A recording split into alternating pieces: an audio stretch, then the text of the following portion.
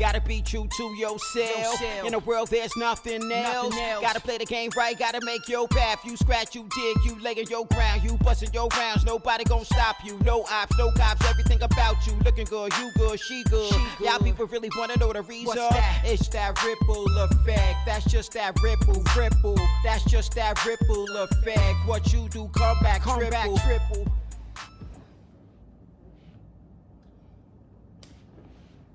Hey, what's going on? It's your KDOT back in the ripple effect. You already know what it is and you already know the vibes.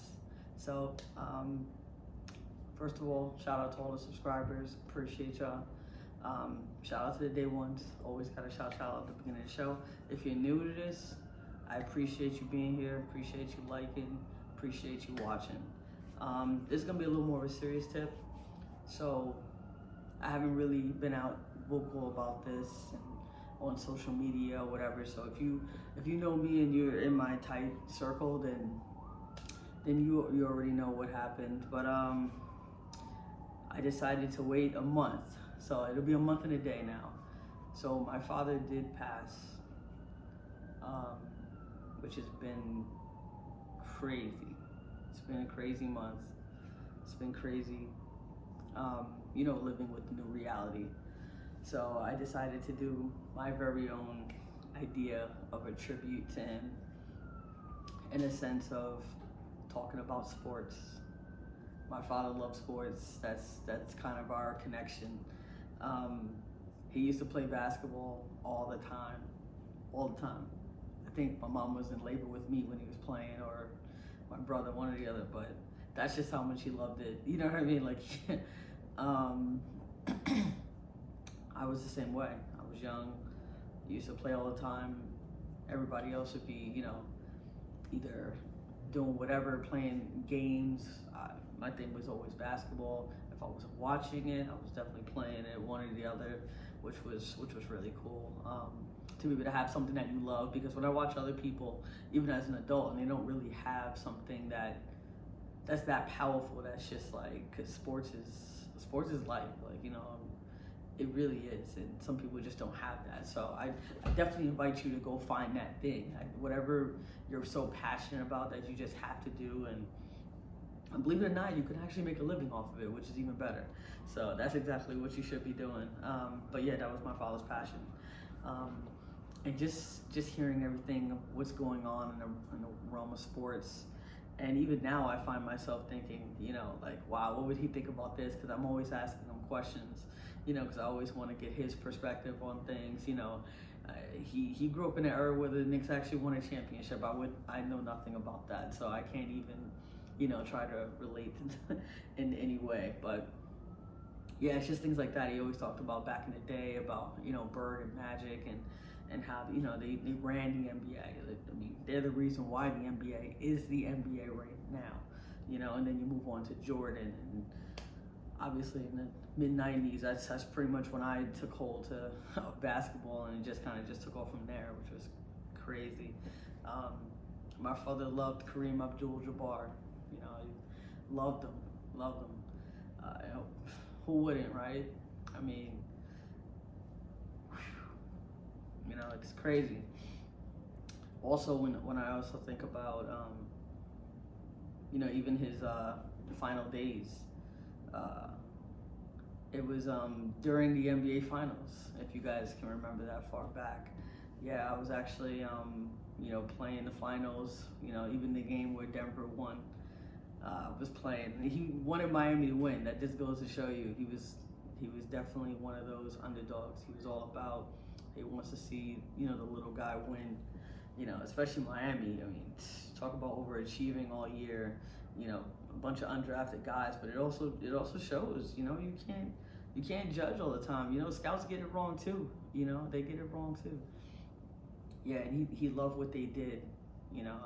Just the way they got through the Milwaukee Bucks, and it was impressive. It was just impressive, everything that they had to struggle for, and they still did it. And I think my father was all about that. He's all about hard work. But I understand that hard work can beat talent, but when you have talent and hard work, it's a dangerous combination, right? But it was cool to have those opportunities, and not to mention all the different music he used to listen to. And my dad was all about music too, and I love my music, but I'm more of the, I'm not gonna say new school, but I like a little bit of everything. I don't like just one era. I can tell you that now. I can kind of bounce around, for the most part. But my father was, with the Angela Bofield, with the Earth, Wind and Fire, Shaka Khan, was it Freakonomics? I don't even know. Some of these, I don't even know, or I can't pretend to know everything that he used to listen to, because this is a man who had 60,000, songs in his phone. So, and that's not exaggeration. That's actually the truth. He used to be a DJ back in the day, and he also loved music. So it kind of makes sense. It kind of all goes hand in hand. And I also decided to do this this tribute as well, is because he wanted to start a podcast for his love of music. And it would have been nice to really have him on as much as I would have liked to. But one of the last episodes I did in Florida, which was just a couple months ago. Yeah, I think it's a couple months ago now. Time just kind of passes by, guys. But yeah, we did an episode. Unfortunately, my dogs were barking through most of it, so I definitely apologize for that. That was definitely not planned, not expected, and I didn't have time to stop. When you're on a family trip and there's different things that need to be done in a certain time, and that was very rushed. That was very much an impromptu episode that I realized that my father was never on it. So I just figured, now's a good opportunity. We have a good, 10, 15 minutes. I'm very much like that. Don't give me at 10, 15 minutes. You give me 10, 15 minutes, I'm creating some content, easy. But initially this was very difficult for me to do for obvious reasons, but more so it was just because, these were like the years, like these last 5 years or so, I felt like, when you just like really getting to know him and he's really getting to know me. So it was like we were on to something, great. And unfortunately, sometimes, God just has, he has a different plan, he had a different plan. And it takes time, but, you come to terms with it. You definitely figure out a way to deal with your new reality. Getting this Buddha charm was one of them. Because as you know, when I used to have this chain, I didn't have a charm, but I decided to, to start looking for things that I can kind of wear to represent him, and also kind of carry him with me in a sense, throughout my daily activities. And I found it in San Francisco. Yeah, this great jeweler. She was very nice, very kind. I didn't say why I was getting it. I just told her I was interested in it, which I am. If you see the office, it's definitely has a lot of Buddha stuff in there, some nice pictures and such. And we also had that in common. I didn't realize that until like maybe a year ago or two.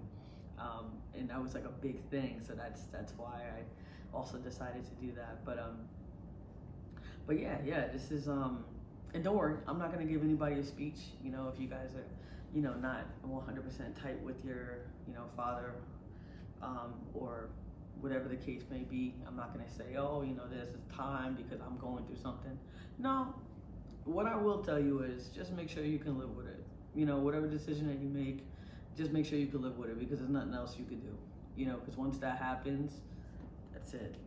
And you have to be able to live with it. And thankfully, I'm in a position where, I can live with it because, especially these last couple of years, when you're spending all this time and kind of asking a lot of questions and just being very much involved in their life, obviously to the best of scheduling abilities. But for the most part, yeah, that was like a big thing, and you have to just be able to live with it. That's all I'll tell you. Just be able to live with it, and just moving forward, and just knowing everything that I do is definitely going to be, to not only make him proud, but at the same time to say, okay, I didn't do such a bad job. You know, I'm sure every parent would want that.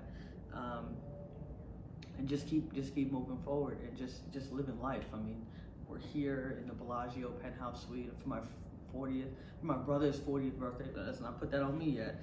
I ain't there, y'all. I ain't there. I ain't trying to. I'll get there, but not right now.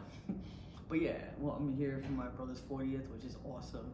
You know, we've had an amazing time. It's definitely time to go back. It's hot, and Vegas is expensive, but this was nice. This was fun. This is definitely something my father would have not only have loved, he would have cringed at the bill though, for sure. But he definitely would have loved this, and I definitely feel like we are living for him now. So, excuse me. So it's been great. If I have anything else to say on the subject, I'll definitely bring it up, but I thought it was important to at least address what's been going on and just move forward and let you know just how I've been dealing and how I've been, you know, moving forward. Because I know a lot of people going through, you know, loss, and especially, you know, 2020, you know, the pandemic and everything that happened, and you know, so there's a lot going on. There's a lot going on for sure. So if anybody ever needs to reach out, I'm here. You know, we're all in this together at the end of the day. That's really what it is. It's supposed to be about. You never know who someone's going through. You never know what someone is going through. So definitely try to be kind to people. You know, I know it's hard sometimes. Trust me, I think we all struggle. But it's just because, you know, some people are able to carry, you know, such a heavy load, you know, all at once. And they may not even look like it. They may be looking like they're just chilling. And in actuality, it's just because they learn how to deal with it. But at the same time, it's like, you know, they also need help too. At the same time, you know, they also want to hear, you know, you're doing great or whatever the case may be. You know, so I'm always mindful of that, you know, when it comes to other people and what they could be going through. So I shared you my story and what was going on, and it was about, you know, 2 weeks of being in New York, not knowing what was going on. But just to fill you in, I thought I was actually just going to New York initially just to make sure everything was all right, and obviously, you know, things turned out to be a totally different story. But here I am, and it's been definitely a learning experience. I feel like even though my dad has transitioned to the other side, I feel like he's still teaching me lessons. He's still, you know, he's still very much there. He's still got that voice, you know, which is pretty dope. But you know, guys, I always tell you guys at the very end of this episode, and hopefully it has more meaning to you now than it did before. Losses equals life lessons. Gotta be true to yourself. In a world there's nothing else. Gotta play the game right, gotta make your path. You scratch, you dig, you lay in your ground. You bustin' your rounds, nobody gon' stop you. No ops, no cops, everything about you. Looking good, you good, she good. Y'all people really wanna know the reason? It's that ripple effect. That's just that ripple. That's just that ripple effect. What you do, come back triple.